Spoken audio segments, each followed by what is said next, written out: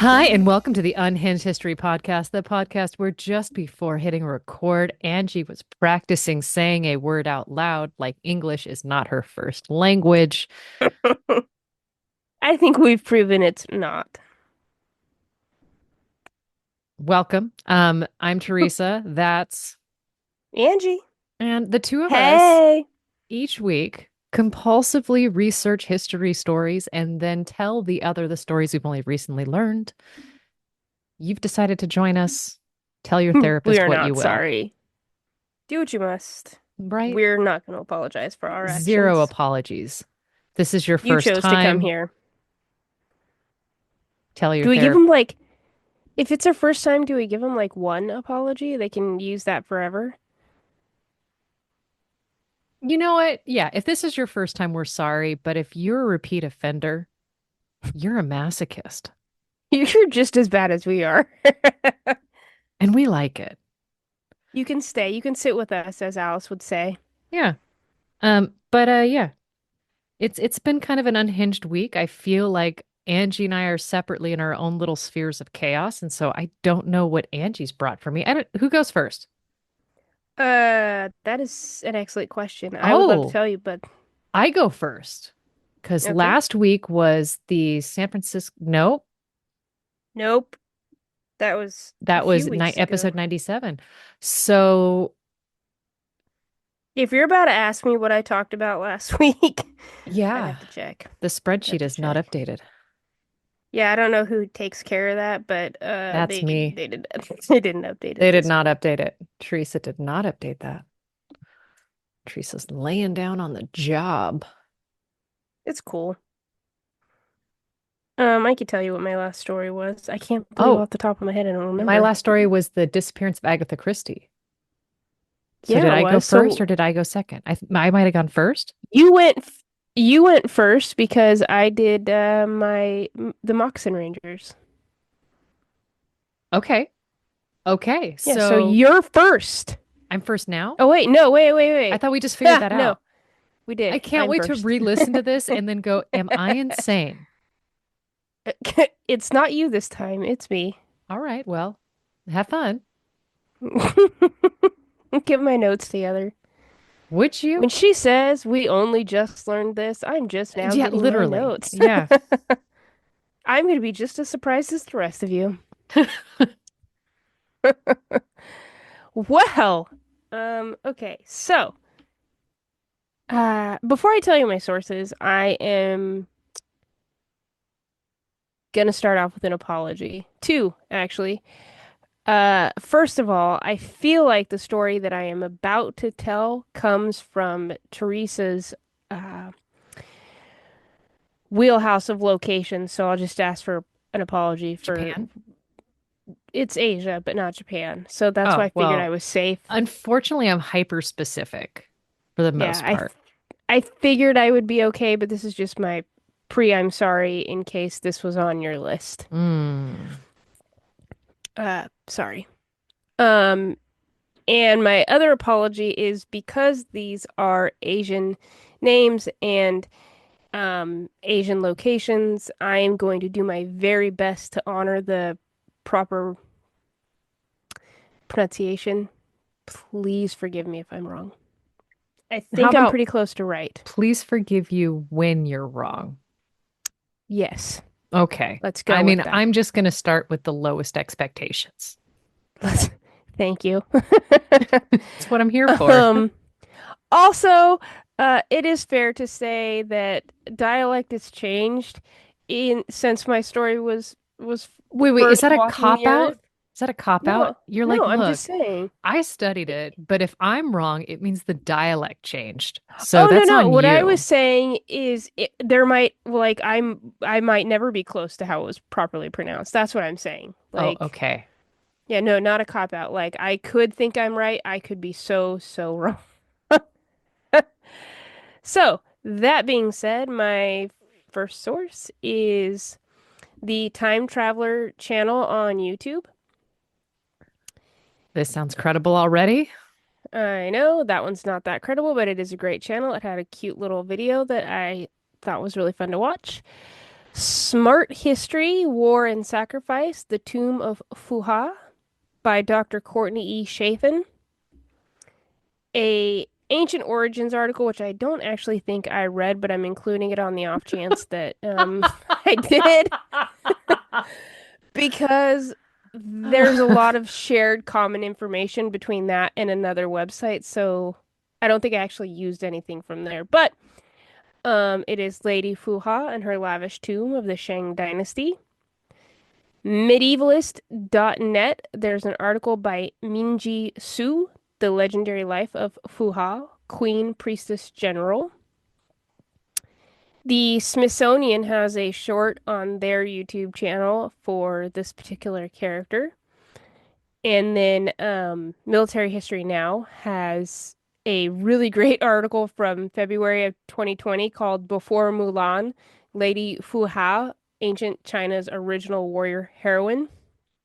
So Okay. those are my main sources, and then World History Encyclopedia and ushistory.org, which I thought was funny because it's not US history. But anyway, all that to say, I'm going to tell you the story of Fu Ha. So before I can tell you the story of her, are you familiar with oracle bones? Sort of. Cool. Please note, I only just learned about oracle bones, so I am not an expert, but I have a real basic understanding, and I am just going to get that out there in the world for listeners playing at home that are brand new to oracle bones. And it is important to share this because that is the primary source of her story. And it is typically, you would say, when you hear the word oracle bones, like that cannot that can't be a viable source. Um, but once I finish explaining them, you'll it'll make sense.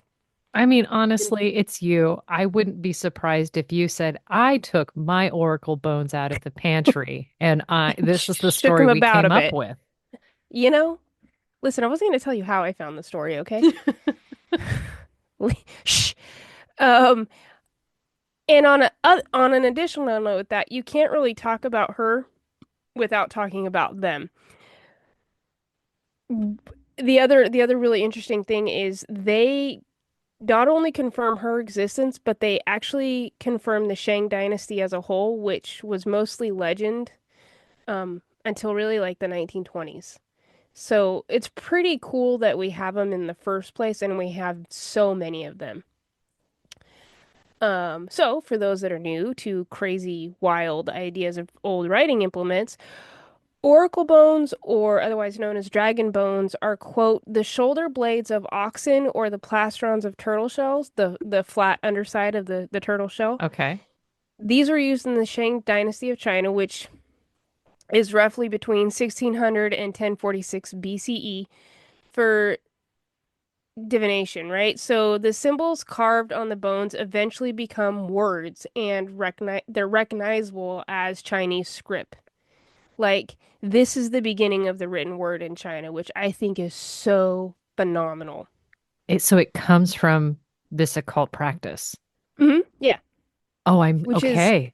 Carry on. right. Like, that's so fascinating to me. So, worldhistory.org says that a fortune teller, and I'm not so sure I would call it a fortune teller. Most of the other sources refer to the person that would make these and read them to be like a priest, a priestess, or sometimes even the king or emperor. So I feel like saying fortune teller isn't the right way to address it because I don't think that was ever their intent based on what I understand of them. But the basic gist is whoever's using these, they're writing out in symbols. They would carve out and then later paint symbols onto the bones of either the ox or the turtle shell. And then they would apply really high heat with either like just straight force or a hot poker or directly onto the fire, like I said, until the bone or shell cracked. The crack's direction through their drawing would be interpreted to predict the future. Now, what I later learned is quite interesting. It comes from smarthistory.org. It says during the deviation ceremony, divination, Divination? sir, divination, I said deviation. Deviation ceremony. The diviner spoke a You just charge did or it a again. proposition. Did I do it You again? did it again. Dang it. Divination. There you go. But now use it in a sentence. No. The divination ceremony. The diviner would speak a charge or a proposition that conveyed the king's concern or something he needed to know. Think like, is this war going to be like, what's the outcome of this war going to be good or bad? What's the harvest going to be good or bad? There's always a positive and a negative answer also inscribed on the shell. Okay. So, he goes on to say, so the charge was spoken in pairs in a positive and a negative, such as Fuha's childbirth will be auspicious, and Fuha's childbirth will not be auspicious. So you're given like one or the other, right? And then depending on where the crack in the bone is, that's how you would determine your answer. Okay. Now, after the ritual's over, a scribe would then engrave a record of the ritual of the question on the bone, including the date, the name of the diviner, the topic, and sometimes prognostication and a result. Most of the time. There's not That's a always lot a of result, but detail. most of the time. Right? So when I say like initially you would think Oracle bones might sound like a non-viable source, they're super viable Well, because I you're mean, given all the info. you're what you're citing though is not the Oracle bones, it's the spreadsheet behind the Oracle bones. And the second you say spreadsheet, I'm gonna light up like it's Christmas. Yeah. You're this century's scribe for sure.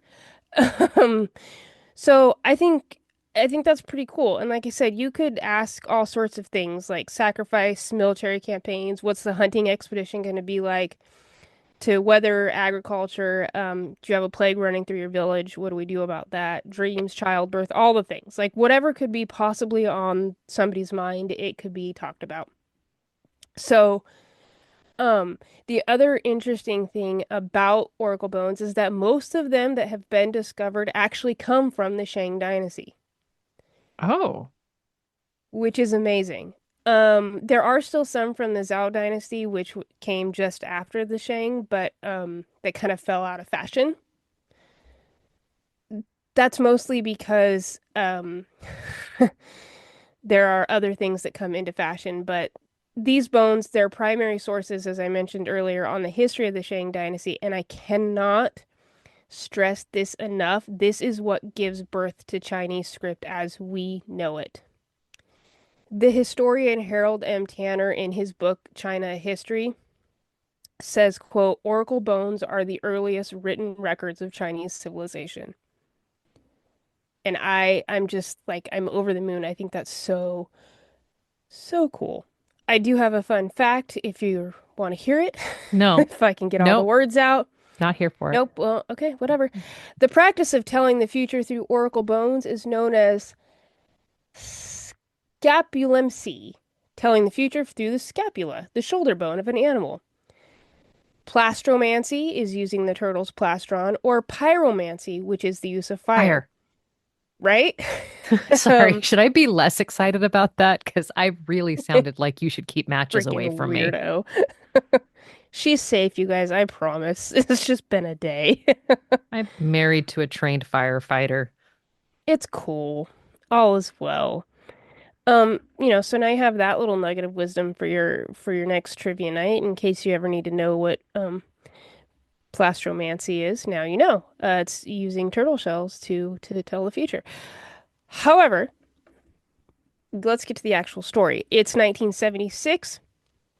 A tomb is found in the Yinzhou region, which is the site of the Shang Dynasty capital about 3,000 years ago. This sits in modern day Anyang in the Henan area of China. And I went on like such a journey to give you an exact location of this, but but for the sake of words, I'm just going to tell you think the Yellow River Valley. Okay. Okay. Because I went on a mission before I got there. This You say tomb, that, but your bags are not packed, so it was not as in-depth of a mission as you could have gone in. you can't see my bags, okay? You don't know. Carry on. This tomb is remarkable for like so many reasons, but namely, it's still intact. It's the only royal tomb found intact with its contents, like to be excavated by archaeologists. Up to this point, Wow. everything else has been either grave robbed or destroyed, right?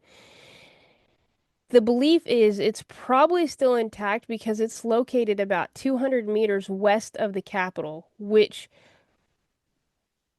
I love this so much. Source suggests this was her land, like her own land by her own right. Oh. Um, and I get the inkling that her emperor probably had no qualms with her being buried there. In fact, he goes on to build her quite a beautiful mausoleum. Um, so I think that it was not an issue for him to have her be buried outside of the capital city. And for me, it's amazing because we get to tell her story because she was found.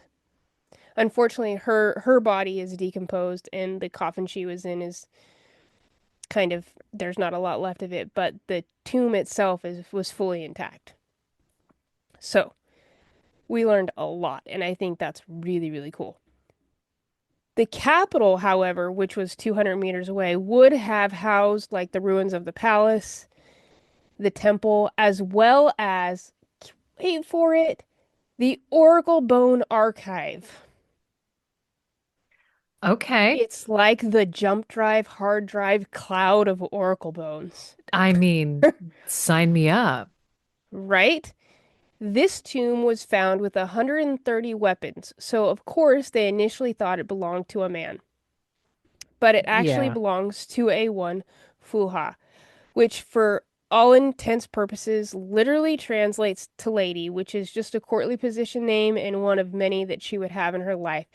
For the sake of consistency, we'll stick with Fuha, but for posterity, I did want to tell you she does have two other names, Muzin and Simuzin.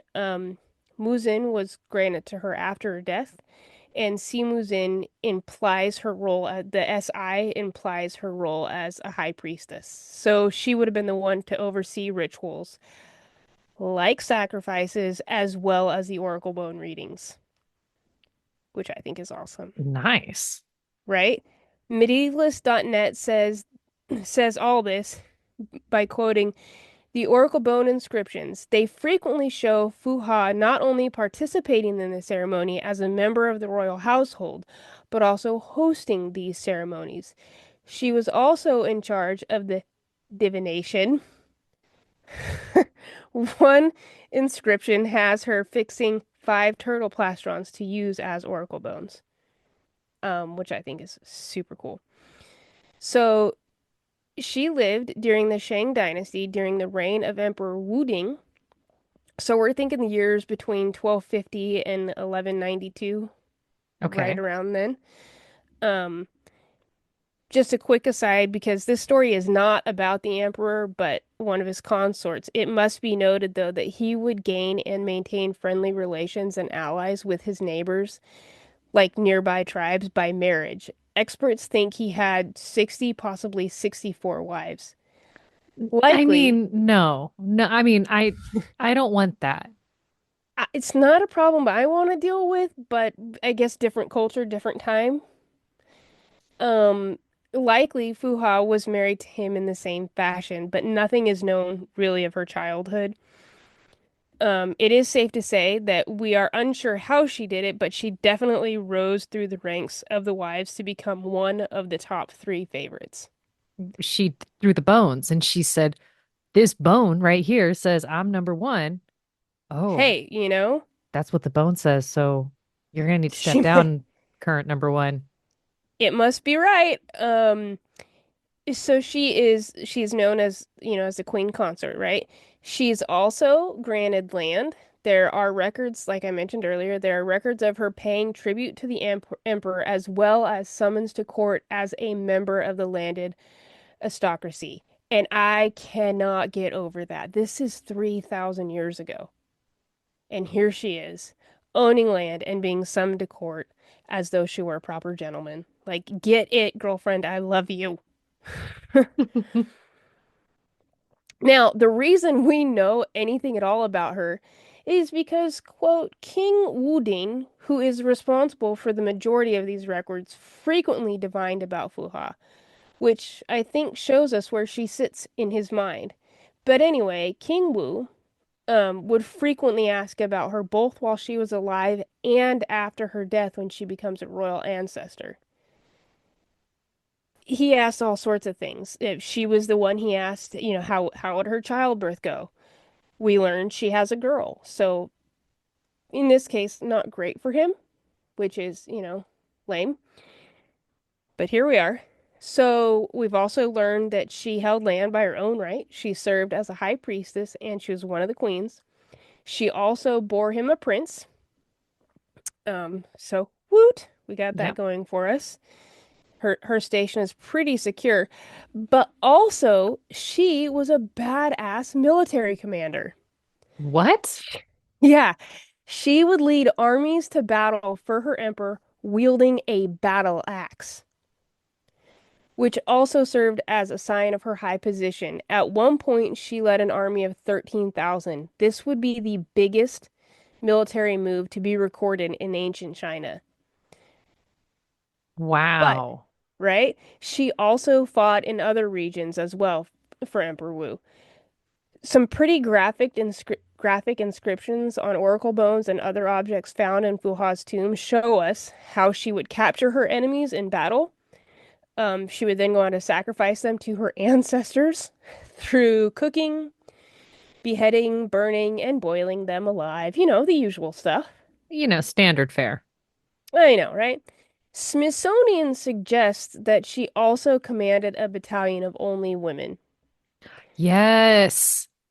So we have a right? bunch of women that are actually being these ruthless killers. Got mixed feelings about it, but I think I'm overall here for it. I I mean, same. I think it's interesting to point out that Smithsonian suggesting that is the only source I found that said that. So There's I don't worse know. sources. There are worse sources, and the thing with that is in the video that I watched, you have a Chinese archaeologist telling you the story. So I kind of don't disagree with it. It's just interesting that that's the only source that talks about it when it's such a badass thing, right? Um, the basic gist goes, she was out looking for more men to serve both in the military and like in the fields. When she comes on a village, there's some sort of skirmish, and she sees how well the women in the village fight, and they basically ask to go with her. And so she's like, "Cool, you can join the ranks. Sounds great." Um, and I love that. Yeah. So this comes straight from militaryhistory.now. Quote, during operations against another rebellious tribe, the Bafang, she is also recorded as being the first Chinese general to employ ambush tactics on the battlefield in coordination with her husband, who drove the enemy straight into her trap. As a result of the royal couple's combined strategy, the Bafang were decisively crushed. However, Fuha returns home to the capital following this victory. She gets a fever, falls ill, and dies sadly at the age of 33. Dang. Right? She did die, how, like I said, before the emperor, but after her death, she would be deified, and three times she would be ceremonially married to either a deity or another deified ancestor. I don't know if I want Which that. I don't know, like in our Western mind, how that makes sense, but I am certain that to them that was like the highest honor you could achieve. Fair. I'm just thinking like, look, when Hubs kicks it, because he's going before me, willingly or unwillingly, it's happening. And I am not redoing it. He's a great man, but I'm not training another one. You know what I I mean? don't, yeah, Because here we are. what if Like, number two is just not as trainable or doesn't start from the same section of good? You know what I mean? yeah, no, I agree. I agree. And I'm going to assume the by the time you make it to the ancestors, you figured out how to fold your socks. One And would hope, right? Like you like gotta wash the rice. Figure it yeah, I out, mean, dude. Mulan says, wash your rice. So, um, additionally, on her death, sacrifices are held in her honor quite frequently. SmartHistory.org says archaeologists believe that Fuha was buried in nesting coffins made of red and black lacquered wood. Her tomb was furnished with some 1,600 burial objects, 16 human victims, and 6 dogs.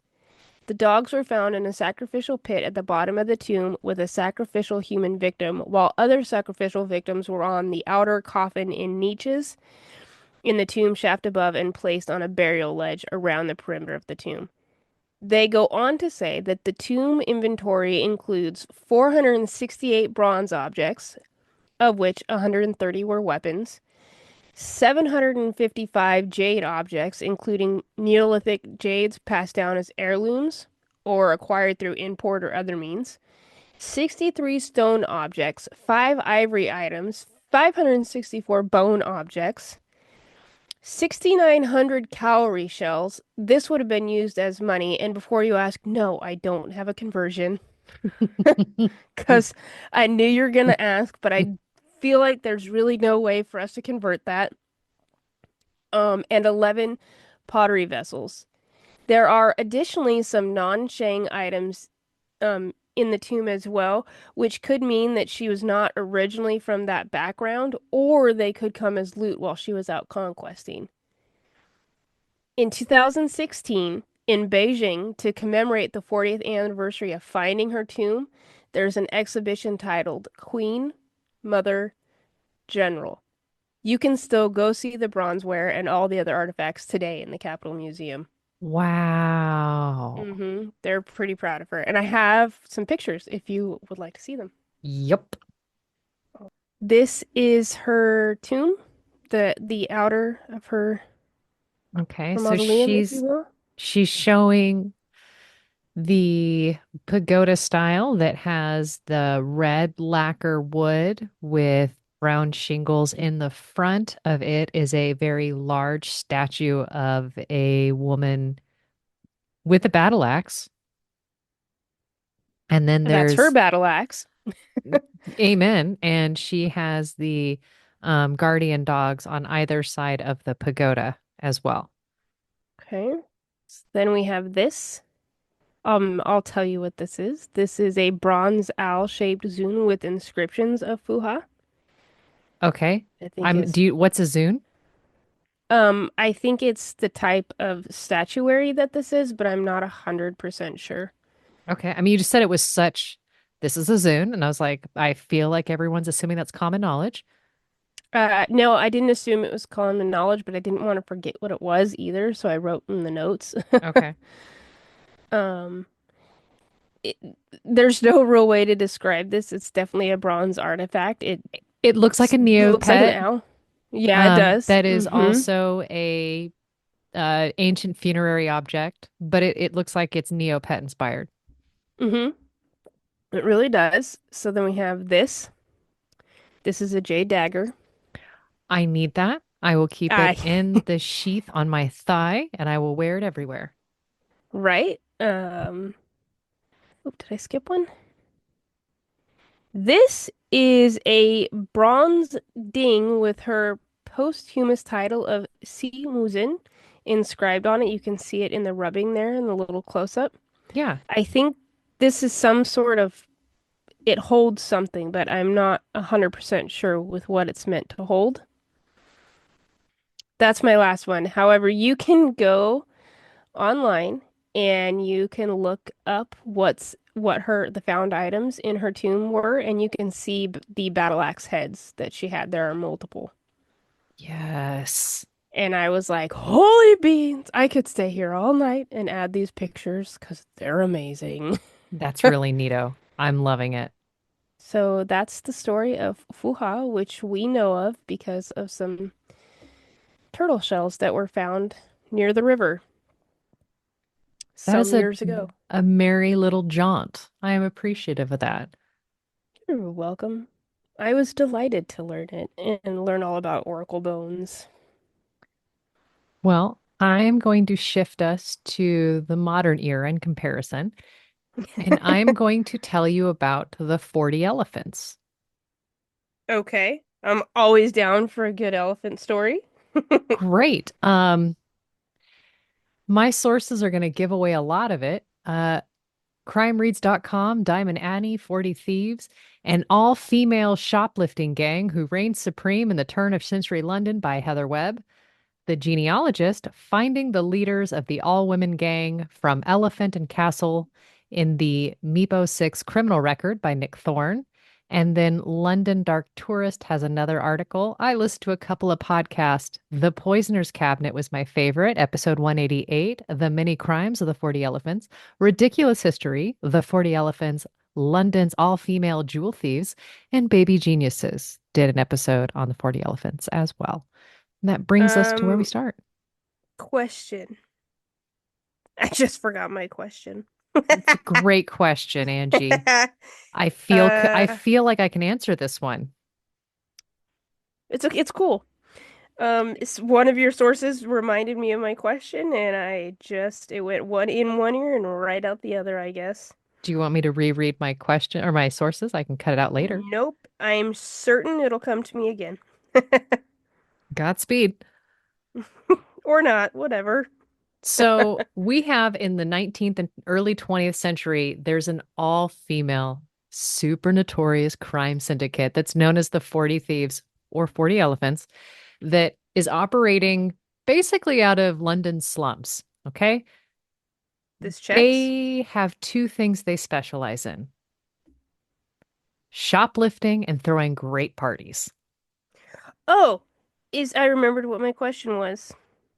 That's How a does our weird. girl Doris Payne feel about this? It was the Um, jewelry.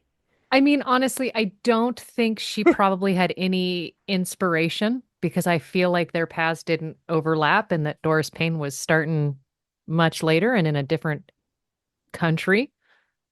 But I mean, wait till you hear the hijinks because they would be besties if they operated simultaneously. That's what I was thinking. Like, I know they didn't operate simultaneously, but I was like, hey, I wonder if Doris took any of her. Any notes? Yeah. Girl, just wait. Just wait. So I'm waiting. the remarkable thing is this gang is all female, all female. Loving this. And they were for the entirety of their entire operation. They are incredible at not getting caught. But then when we look at the MIPO 6, which is the Metropolitan Police Criminal Record Office of the Habitual Criminals Register and miscellaneous papers, we find out that they didn't always get away. So Oh, we can okay. find like the paper trail, the muck shots, the down and The dirty. whole the whole thing. Okay. Now, the 40 Thieves or the 40 Elephants, they're mentioned in police reports all the way back to the 1870s, Okay. which I'm here for. The first queen or ruler of the gang is a woman named Mary Carr, who's also known as Polly. She moves the gang into operating into the posh West End of London, and they're always impeccably dressed. And As you would expect. we learned this from Doris Payne, and they look like they belong. I realize we've said Doris Payne twice. Let me do a quick search to see what episode she was, so that for those playing at home, okay, episode 5. If you want to hear about Teresa's favorite jewel thief, Everybody's got a favorite. or if you don't, just take mine. You're not wrong. We're happy to share. hmm So their history goes on. 1896, they have a leader named Minnie Chamberlain, also known as Kelly. She also has a ton of aliases. She lives or she's committed to Wormwood Scrubs for 12 months after getting convicted of larceny. Hmm. And we see this in the record, and she's identified, in the record, she's identified as the Queen of the 40s. I love this. I mean, and that makes me feel like Queen of the 40 ounces, but either way, like, I don't know why I totally saw her with one of those like long cigarette filters from the 40s. girl. I mean, That's totally what I saw. totally anachronistic, but I mean, I'm here for it. So 1897, there is an incredible story of one of the 40 elephants dressed super as a fancy lady who, with her lady's maid, enters into a farrier or, like a shop where they sell furs. And she asks to see the sealskin capes. Of course, I mean, because why wouldn't you? It's the time, it's all the rage. So the shop owner is showing her everything, and then they decide on getting two very expensive capes sent to their house. And the women Oh, leave, and the man's samples are gone. hmm, Also, the address is fake. hmm, that's weird. Isn't that strange? Now, the 40 elephants, they get their name. It's this is another like instance of white people should name things. I mean, it sounds really cool, right? But they get their name from the landmark of the Elephant and Castle statue in the area in which they consider their home turf. Matter of fact, many of the gangs in the area just kind of take their name from the street name or the area that they're in. You That feels operate out right. of this pub, you're the da da da da pub or the da da da gang, Yeah, that makes sense. Nobody's being creative. We're all just kind of too drunk to pull it together and come up with a good name. Well, when you think about the location of this gang, these individuals are not notoriously creative in naming, period. But they're really creative in a bunch of other things that I'll get into, like how they That's steal true. things. Hey, So the creativity's there, but they're just, colonialism at its best. girl. There's another story about the elephants getting their nickname, not because of the elephant and castle statue, but because, they're wearing those big flowy gowns that are lined with a bunch of pockets that weren't stock. And they get so many things stuffed into their gowns that it looks like elephant ears. Okay, I love that. That's such a And great visual. right? There's another claim that it's merely wordplay with elephant being substituted for elegant, which doesn't seem to really pass the sniff test. Yeah, I don't like it. I'm more for we go by the elephant and castle. But okay, so the elephant and castle gang, that is their male counterpart. Think Sadie Hawkins dance kind of vibes, Mm-hmm. where you have the 40 elephants and then the elephant and castle gang. Mm-hmm. They kind of They go they're the together. yeah. Mm-hmm. How was Um work for you today, honey? hold that thought. Now, the main crime these women specialized in was shoplifting in groups, right? They Shocking. dress up as these high-end socialites and knowing, just like Doris Payne did, that if they look like they belong, they're going to be questioned less likely, let alone maybe not even searched, right? And then all of their skirts like have special pockets and all like they're built for this. They came prepared. They also are using hats and muffs to secret all these items. Sometimes they're even using like fake limbs, like fake arms, Okay. so that you see arm and then another arm comes out and grabs the thing and slides it into a pocket. Like they have all of the tricks. I love this. Another really fun, I mean, unlawful activity that they're known for is they would gain employment as housemaids in their targeted homes, right? And by the way, to get in there, they would have used false references and they might even like quote another 40 elephant to get that reference verified. Okay. So it's this huge shell game that they're playing. And then once they get established in the house, they're going to call up their all their friends in the 40 elephants and they just clean the premises of all the valuables. Okay. Girl gotta eat, you know? They hungry. Yeah, you just you wait because now we around the 1915s or 1915 and we get the queen that is the most notorious, Alice Diamond. That cannot be her real name. It is. It is. That's amazing.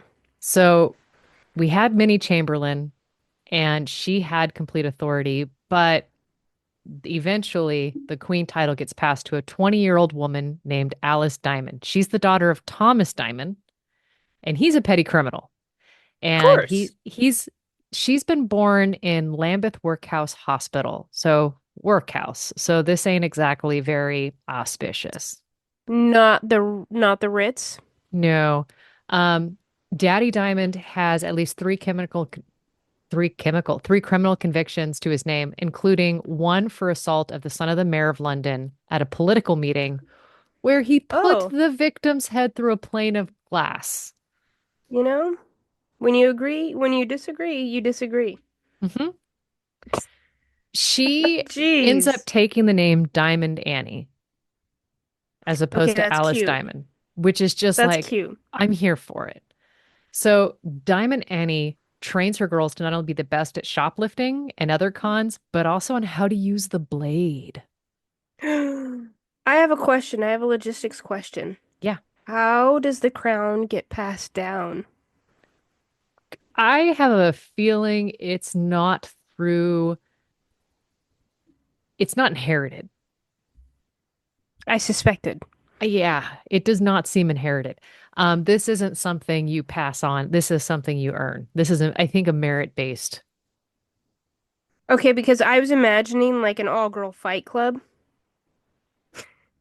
and in my brain I was like, that would work. Like, if you can beat her, you can be the queen. I don't know if I want an all-girl fight club because the fights I have seen girls in, when Are it comes gnarly. to blows, like if you're breathing, I'm not done.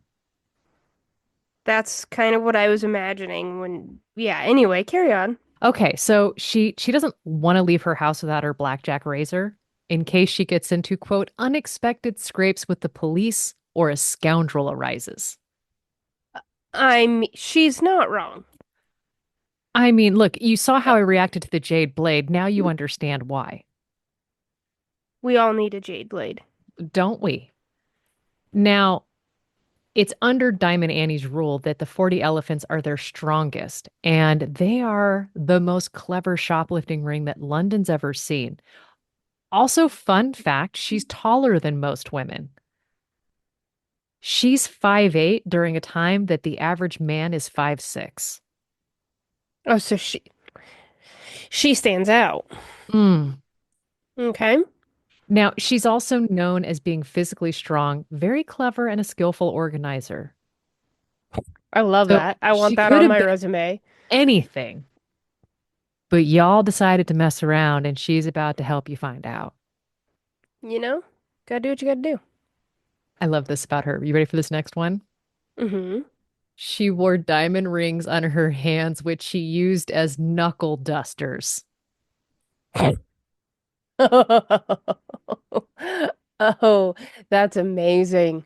These would do a Okay, lot of damage when she hit you because she had a powerful punch. there you go. But it's apparently her brains that makes her the leader that she is. She enforces what she calls this thing called the Hoister's Code. And that means if you've got a job tomorrow, there's no drinking. You're going to bed at a decent hour. And you need to be available to give your colleagues an alibi if they need it. Like any one of you at any given time. I think probably the way I understood it is it sounded like you were on call. Yeah, I like it. Okay. I'm assuming they all don't live together, right? No, I don't think so. Okay. Also, you're not allowed to wear anything you stole.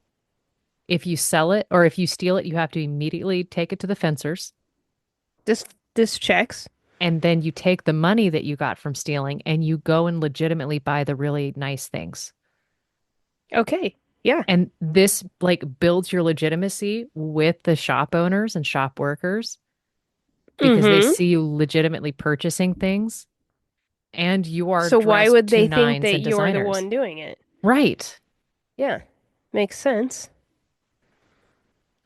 Eventually, she does a lot in London and the heat becomes too much and she has to actually like spread her criminal enterprise away. And We're like, branching out. exactly, she's got to move into other geos. Do what you gotta do, you know? She got an empire to run. Oh my gosh. At one point, I didn't put this in my notes.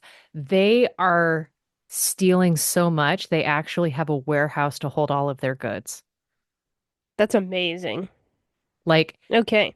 and then they have other cities or areas outside of London that are literally placing orders.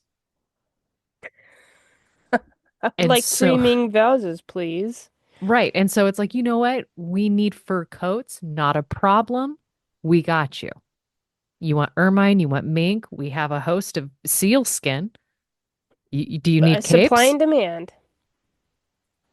And so then when like all of the goods are taken from like the warehouse or from the fencers or wherever, the garments are modified so that it doesn't look exactly like the same thing.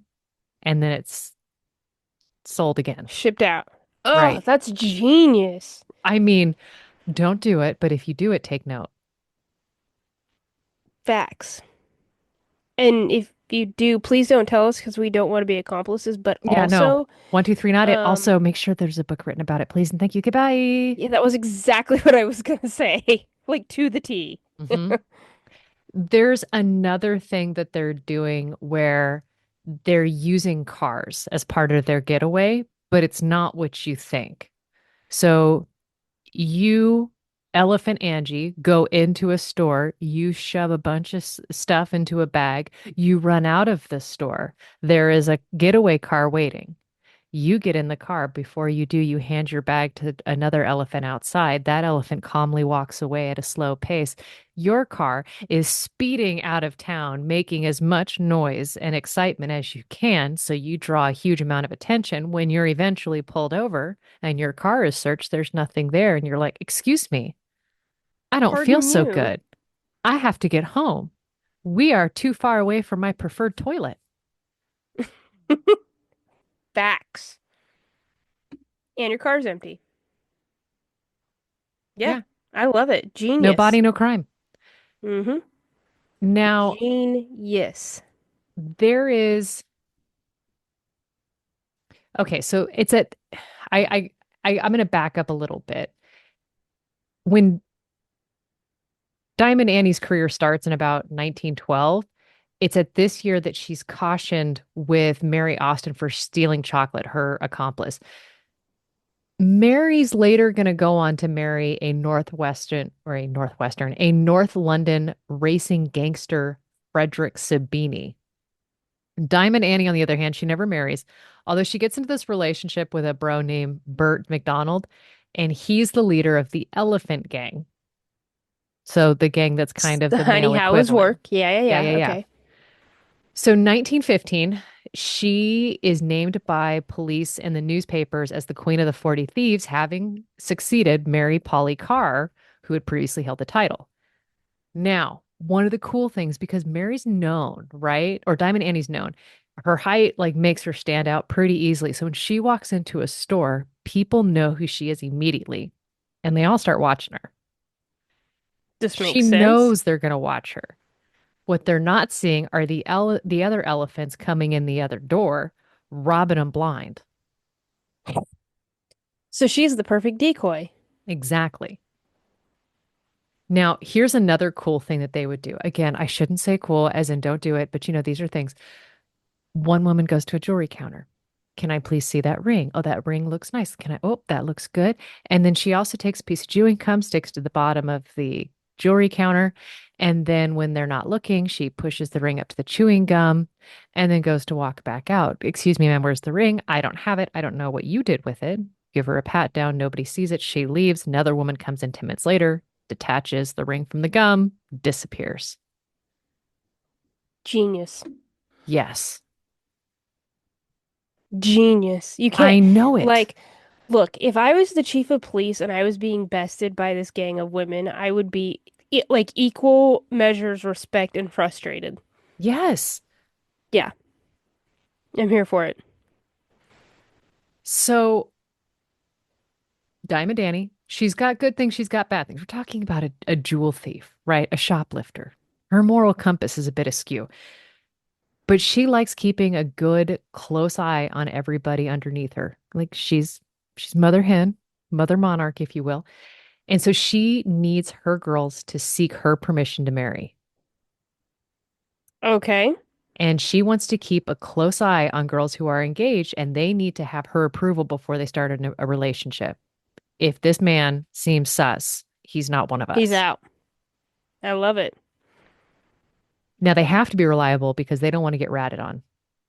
And Mm-hmm. just like the number of people that get caught because of a spurned ex-girlfriend or ex-wife, you don't want to get turned in because your brosif isn't on the level. Fair.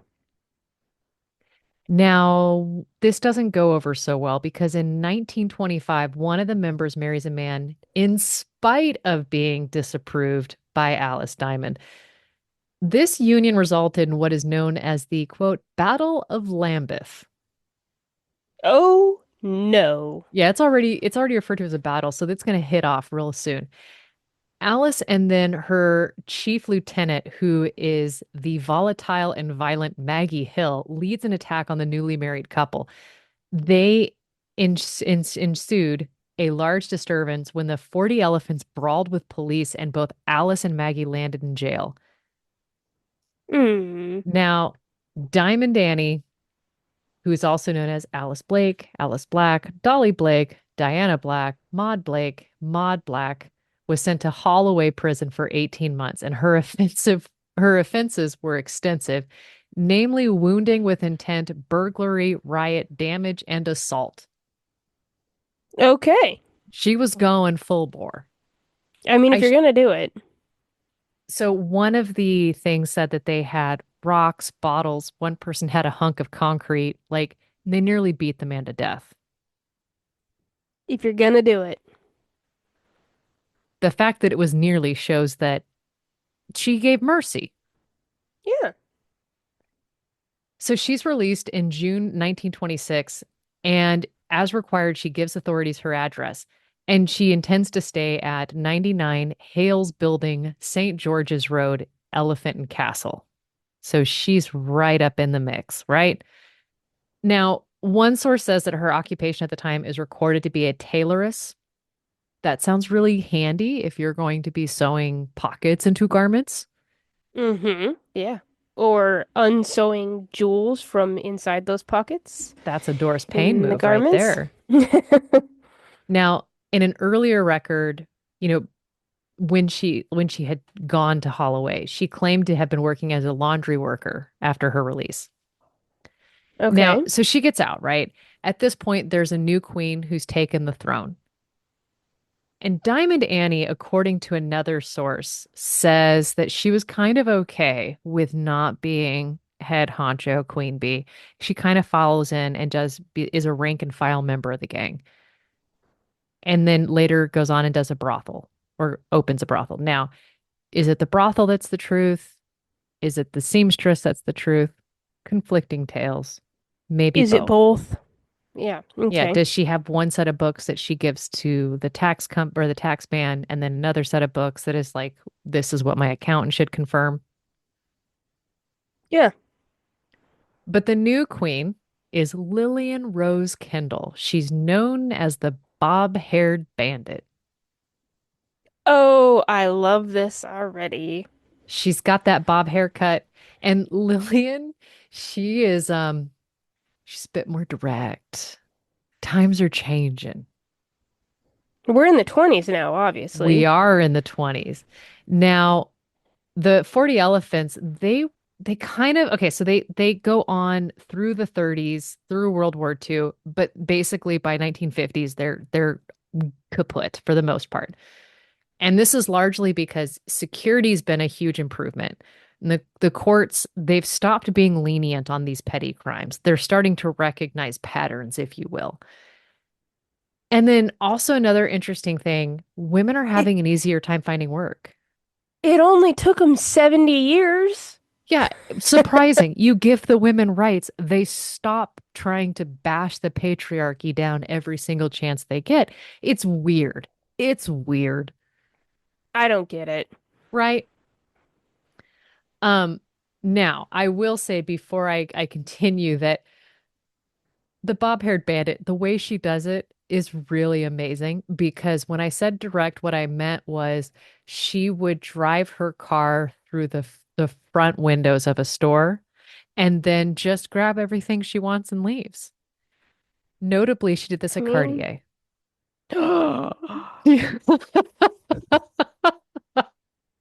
how dare she? But like, I also, what'd she get? I don't know her haul, right? She didn't do one of those haul videos. I'm devastated. I want to see the get ready with me. Yep. Like, want to see the whole thing. Um, the last kind of bit we have about the Elephant Gang is a woman named Shirley Pitts. She's a protege of Diamond Annie, and she keeps the name going until the 60s, but she passes away in the 90s. Wow. So that is the story of the Elephant Gang, and I have photos. Please and thank you. You're welcome. I'm here for you. Yep, that's exactly what I expected her to look like. That's Diamond Annie right there. That's the bob-haired bandit. And that is a woman named Gertrude Scully. And I know that because of this photo down here. Um, Diamond Annie, much younger. That is her top lieutenant Maggie. And then just other notable members that I didn't necessarily cover. These are amazing images. They're obviously black and white or sepia tone, and six of these ladies are all have some sort of fur on, definitely dressed to the nines. Yep. They look exactly like you would imagine. One of them, who is clearly the bob-haired bandit, looks like Popeye's girlfriend Olive, but she has Yes. one single curl in her forehead. I love it. Yeah. But they were just a blasty blast to learn about. Yeah, they're giving rich aunt, like every one of them.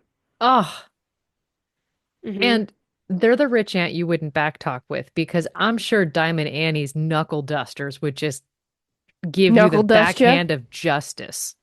right quick. Oh, yeah. You wouldn't And do then it she'd twice. take you out and buy you a new mink, so it's fine.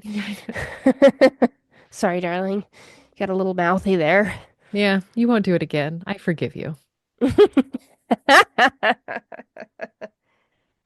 That was delightful. If you've enjoyed Um, our delightful little romp through history and you're wondering when you can get your own diamond knuckle dusters, girl, me too. Same. And if you're a guy who would wear diamond knuckle dusters, girl, me too. Same. Love it. So share us with your favorite brawler or leader of a girl gang. Yeah. And on that Yeah. note, goodbye. Bye.